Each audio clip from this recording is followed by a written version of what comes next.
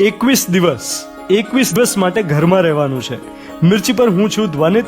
મારી સાથે અત્યારે ગુજરાતના મુખ્યમંત્રી શ્રી ચીફ મિનિસ્ટર શ્રી વિજયભાઈ રૂપાણી.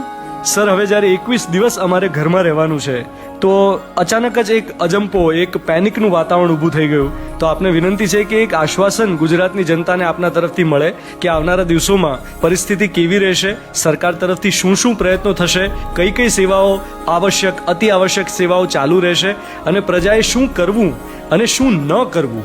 ગુજરાતના મુખ્યમંત્રી તરીકે આપનો શું સંદેશ છે? ધ્વનિત, પહેલાં તો તમારા માધ્યમથી ગુજરાતની જનતાને તમે મારા વતી કહો કે ગુજરાતની જનતાએ કોઈ પણ જાતનું પેનિક ઉઠાવવાની જરૂર નથી. છેલ્લા ઘણા સમયથી રાજ્ય સરકાર અનેક પગલાઓ ઉઠાવી રહી છે. રાજ્ય સરકારે વ્યવસ્થાઓ પણ કરી છે.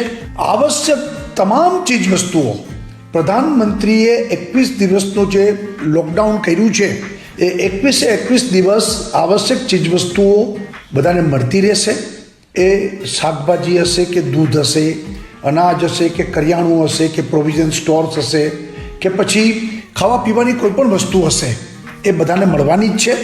એ દુકાનો ખુલ્લી રાખવાની પણ આપણે નોટિફિકેશનમાં છૂટ આપી છે. 21 દિવસ ખુલ્લી રહેવાની છે. એટલે ગુજરાતની જનતા એની અમે પૂર્ણ ચિંતા કરી છે. ટોટલ ચેઇન, સપ્લાય ચેઇન એ પણ અમે લોકો ગોઠવી લીધી છે. એટલે કોઈ પણ જાતની અછત સર્જાશે નહીં અને લોકોને શાંતિથી મળશે. મૂળ વાત કે તમે તમારા ઘરની બહાર ન નીકળો, 21 દિવસ સુધી ઘરમાં જ રહીએ. જરૂર પૂરતા જ આપણે વસ્તુ લેવા જવાનું હોય ત્યારે જ જઈએ, બાકી બહાર ન નીકળીએ.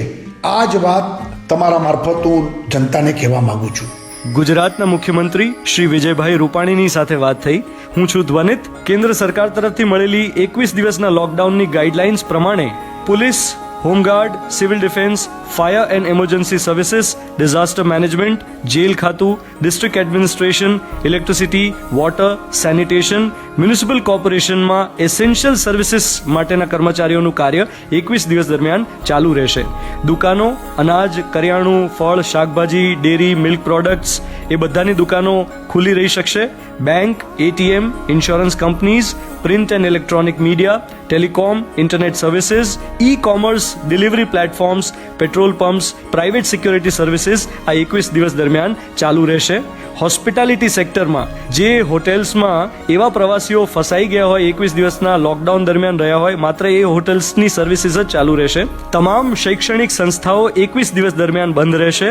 આસ્થાના કેન્દ્રો, પ્લેસીસ ઓફ વર્શિપ 21 દિવસ દરમિયાન બંધ રહેશે. અને ખાસ કોઈના મૃત્યુના પ્રસંગમાં 20થી વધુ લોકોને અલાઉ નહીં કરવામાં આવે. આવનારા 21 દિવસ દ્રઢ સંકલ્પનો અને સંયમનો સમય છે. Let's fight corona. Take care.